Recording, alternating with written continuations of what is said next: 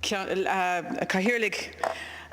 I first of all compliment Deputy Riley and the Fine Gael party on tabling this motion. As the Minister has said, we did have debate on this issue last Thursday here in the Dáil. But I think it's very important that we have an opportunity to come back to it. And I hope to, despite the 3 speeches that I've just heard, I hope to be able that we can still persuade the government that they should introduce this vaccine as intended in September of next year for 12-year-old girls. I believe that we have to rescue this programme from the cutbacks, and it is only, I think, 10 million, maybe even less than 10 million, Minister. I know last week the figure of 14 million was put out there, but I think it's accepted now that it can be done for 10 million as a school-based programme, particularly with competitive tendering from the 2 companies concerned that can provide the vaccine. And I'll say a little bit more later about the issue of how we might be able to save the money in relation to this. But I just want to, first of all, ask you again, Minister, to keep your mind open to the possibility of finding this money in somewhere within your budget for next year and not leaving this go, because I believed you, and I believed you were right when you said last August that you wanted to introduce this programme and that you intended to introduce this programme. You said last August, I accept the expert advice that the introduction of a universal high uptake vaccination programme for young girls in conjunction with population-based cervical screening could significantly reduce overall cervical cancer rates. And that's very clear. And I don't think we should be quibbling about whether it's more effective or less effective than screening. The fact is, it is effective. You accepted that last August, Minister. And indeed, I acknowledge that you said in your own script that, or sorry, you didn't have a script. You said in your own contribution that you didn't want people to think that you had somehow or other changed your mind on this. And I accept that you haven't changed your mind. But what you have done is that you have decided that the money isn't there to introduce it, despite the fact that within a health budget of approximately 16 billion, that this is only 10 million or less. And I would urge you again, Minister, to find that money. As other speakers have said, a wide variety of experts, of organisations and of people who care about this issue have strongly condemned the decision to put the programme on hold, including the Irish Cancer Society, the Marie Keating Foundation, the All-Ireland Cancer Foundation, the European Cervical Cancer Association, the Irish Family Planning Association, the Well Woman Centre, and many others. But indeed, probably more importantly, many people in the ordinary public, the general public, who had expected that their 12-year-old daughters were going to be offered this vaccine next year, and who felt very strongly that this was a very important preventative measure.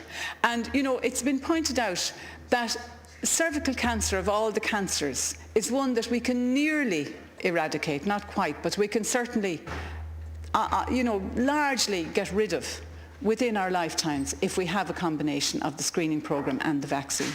And, you know, you can't say that about other cancers. There are other cancers that, no matter, with our best efforts, they're still going to kill a percentage of our population. But in this one, we actually have opportunities that we should avail of.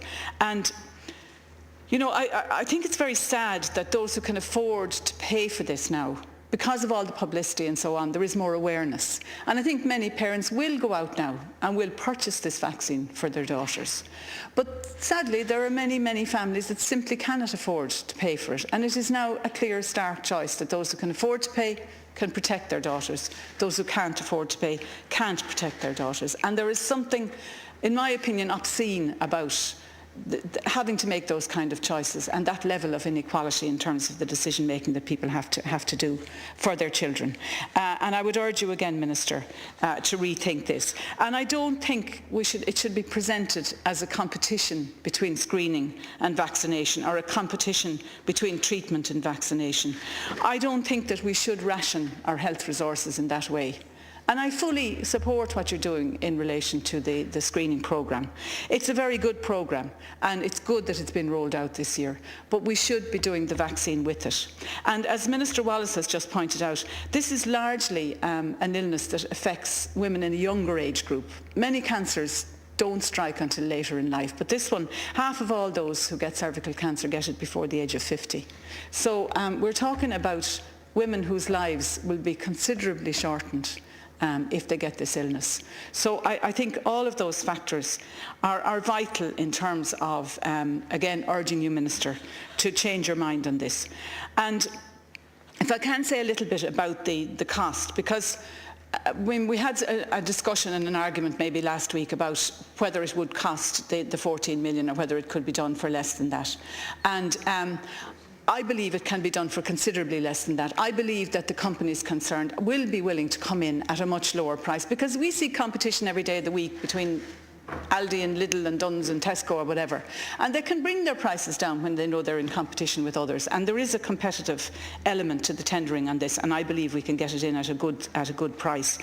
But can I also ask you, Minister, and I don't know if this is feasible, but it's been suggested to me that there is a top-up rubella vaccine given in schools to girls of round about that age, and would it not be possible to save on administrative costs if we could give the PVC at the same time, or this vaccine at the same time as the rubella top-up?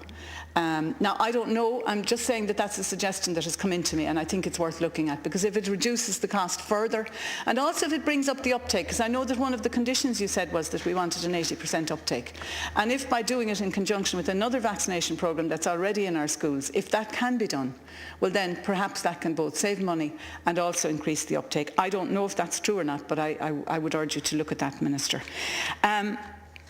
Can I also just, in relation to the whole issue of finding the money, because I think there is an obligation on us to see if we can address the issue of finding the money. There's been various suggestions made. Now, I know that the HSE farms out work to various private companies. They did it in relation to the health repayment scheme, which cost 15 million. They did it in relation to the North East, when they were writing out to all the people who had their x-rays reviewed, over 5,000 people, and that they paid a private company for that. Now, we all know that there are a lot of people working in the HSE who don't know what they should be doing. There are a lot of people at the higher management and upper levels within the HSE, and everybody knows this.